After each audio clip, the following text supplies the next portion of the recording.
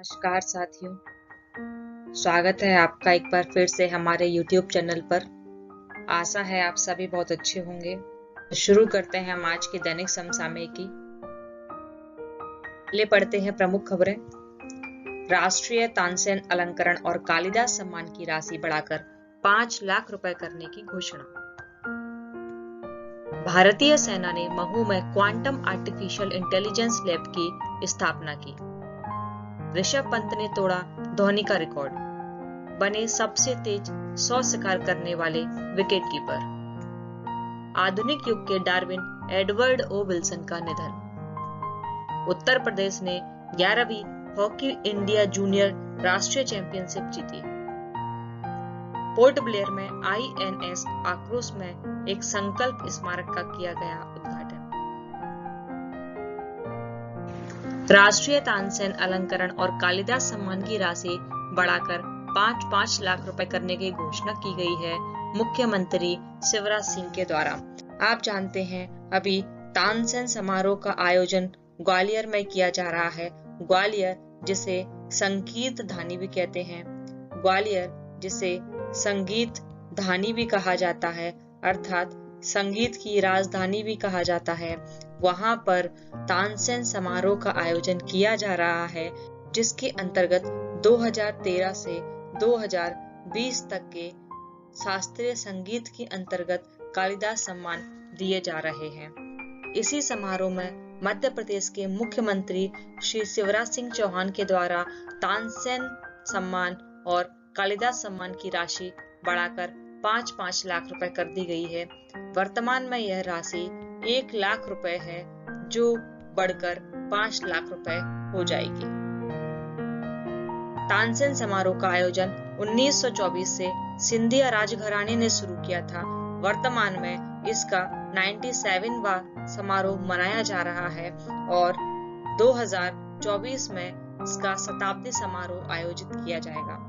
एक बार फिर से हम देख लेते हैं शास्त्रीय संगीत के क्षेत्र में कालिदास सम्मान किसे दिया जा रहा है। तो 2013 के लिए यह पंडित कार्तिक कुमार को दिया जा रहा है, जो सितार वादक हैं, मुंबई के हैं। और 2014 का पंडित विक्कू विनायकरम को दिया जा रहा है, जो चेन्नई के हैं। 2015 का अरुणा साई राम को दिया जा रहा है।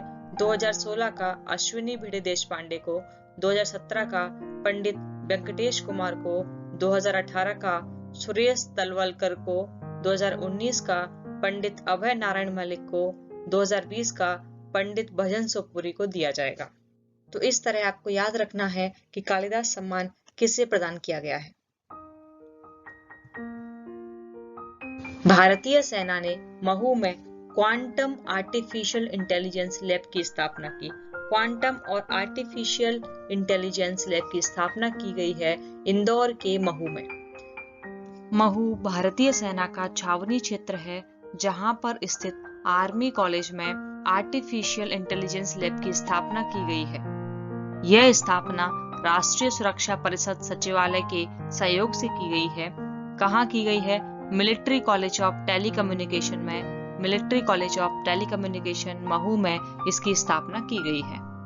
यहाँ पर अत्याधुनिक साइबर रेंज और साइबर सुरक्षा प्रयोगशालाओं के माध्यम से साइबर युद्ध को लेकर प्रशिक्षण दिया जाएगा।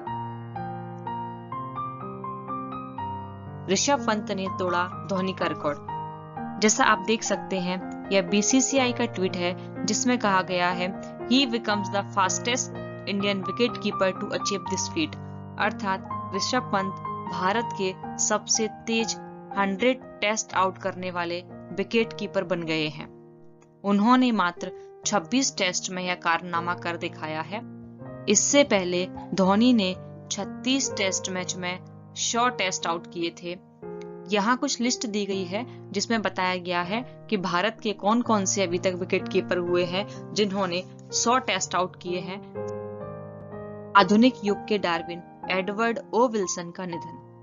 एडवर्ड ओ विल्सन, जिन्हें आधुनिक डार्विन भी कहा जाता है, नया डार्विन भी कहा जाता है, इन्होंने चींटियों के ऊपर अनुसंधान किया था, इसलिए इन्हें एंटमैन भी कहा जाता है। यह हार्वर्ड विश्वविद्यालय के प्रोफेसर रहे हैं और इन्होंने चींटियों और उनके व्यवहार पर शोध किया है, इसके लिए इन्हें एंटमैन भी कहा जाता है। इन्हें 2 बार पुलित्जर पुरस्कार से सम्मानित किया गया है। इनकी 2 बुक के लिए, एक है द आंट वर्ल्ड और एक है ऑन ह्यूमन नेचर। ये 2 बुक्स हैं एडवर्ड विल्सन की, जिनके लिए उन्हें 2 बार पुलित्जर पुरस्कार से भी सम्मानित किया गया है। हाल ही में इनका निधन हो गया, जिन्हें हम आधुनिक डार्विन के नाम से भी जानते हैं। उत्तर प्रदेश ने हाल ही में 11वीं हॉकी इंडिया जूनियर राष्ट्रीय चैंपियनशिप जीत ली है। यह चैंपियनशिप तमिलनाडु के कोविलपट्टी में आयोजित की गई थी और यह प्रतियोगिता उत्तर प्रदेश ने चंडीगढ़ को हराकर जीती है। पोर्ट ब्लेयर में INS आक्रोश में एक संकल्प स्मारक का किया गया उद्घाटन। यह संकल्प स्मारक इसलिए महत्वपूर्ण है क्योंकि इसका उद्घाटन आज 11:30 बजे किया गया है पोर्ट ब्लेयर में। यह 29 दिसंबर की तारीख इसलिए महत्वपूर्ण है क्योंकि आज ही के दिन नेताजी सुभाष चंद्र बोस ने अपना पदार्पण भारतीय भूमि पर किया था, यानी अंडमान निकोबार पर किया था, और उसी स्थान पर संकल्प स्मारक का इनॉग्रेशन किया गया है INS उत्कर्ष पर। यह INS उत्कर्ष भारतीय सशस्त्र बलों की संयुक्त सेवा अंडमान और निकोबार कमान के तहत एक भारतीय नौसेना हवाई स्टेशन है। तो सुबह 11:30 बजे 29 दिसंबर 1943 को नेताजी सुभाष चंद्र बोस ने पोर्ट ब्लेयर में जिस जगह अपना पैर रखा था, सबसे पहले वहीं पर संकल्प स्मारक का उद्घाटन किया गया है।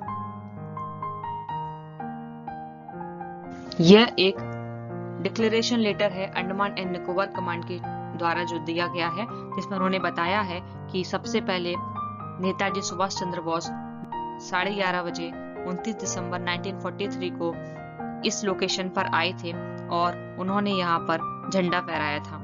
यहाँ पर उन्होंने ये भी जिक्र किया है कि उन्होंने दिल्ली चलो और जय हिंद का नारा भी दिया था। ये एक टाइमलाइन है जो मैंने दी है सुभाष चंद्र बोस जी के बारे में।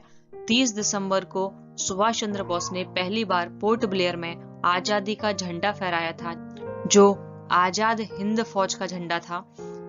आजाद हिंद फौज की स्थापना 1942 में जापान में रास बिहारी बोस ने की थी और 4 जुलाई 1943 को रास बिहारी बोस ने इसकी कमान सुभाष चंद्र बोस के हाथों में सौंप दी थी। 21 अक्टूबर 1943 को आजाद हिंद सरकार का गठन किया गया और 7 नवंबर 1943 को अंडमान निकोबार द्वीप को जापान ने नेताजी सुभाष चंद्र बोस को सौंप दिया। यह अंडमान निकोबार पहले जापान के पास था, जिसे 7 नवंबर 1943 को नेताजी को सौंप दिया गया। 30 दिसंबर 1943 को पहली बार अंडमान निकोबार में सुभाष चंद्र बोस ने झंडा फहराया था और 3 आइलैंड के जिक्र मिलते हैं, जिनके नाम हाल ही में प्राइम मिनिस्टर मोदी ने चेंज किए। एक है रॉस आइलैंड,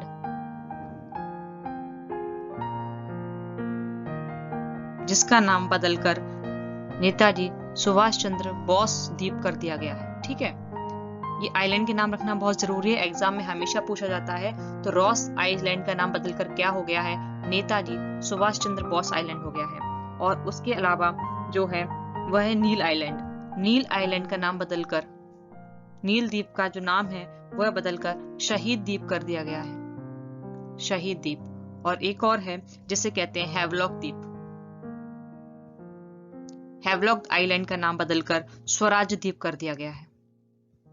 तो अंडमान निकोबार में 3 आइलैंड के नाम बदले गए थे। एक है रॉस आइलैंड, जिसका नाम नेताजी सुभाष चंद्र बोस द्वीप बन गया है, और नील आइलैंड जिसका नाम शहीद द्वीप हो गया है, और हैवलॉक आइलैंड जिसका नाम स्वराज्य द्वीप हो गया है। तो यह बहुत इंपॉर्टेंट है, ये तीनों नाम आपको याद रखना है। उसके अलावा ये टाइमलाइन भी आपको याद रखनी है कि कब किसका गठन हुआ था। जैसे कि सबसे इंपॉर्टेंट जो है, आजाद हिंद फौज की स्थापना 1942 में हुई थी। ठीक है, आजाद हिंद सरकार का गठन 21 अक्टूबर 1943 को हुआ था और सुभाष चंद्र बोस ने पहली बार झंडा 30 दिसंबर 1943 को फहराया था। उसके अलावा आज के दिन यानी 29 दिसंबर को सबसे पहली बार सुभाष चंद्र बोस ने अपने कदम रखे थे अंडमान निकोबार पर यानी भारतीय भूमि पर। तो इस तरह से आज के समसामयिकी यहीं समाप्त होते हैं। कल फिर मिलते हैं कुछ नई खबरों के साथ। तब तक के लिए धन्यवाद।